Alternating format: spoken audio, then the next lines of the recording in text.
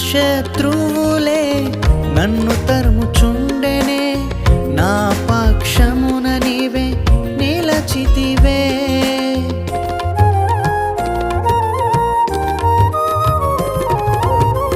నా శత్రువులే నన్ను తరుముచుండెనే, నా పక్షమున నీవే నిలచితివే.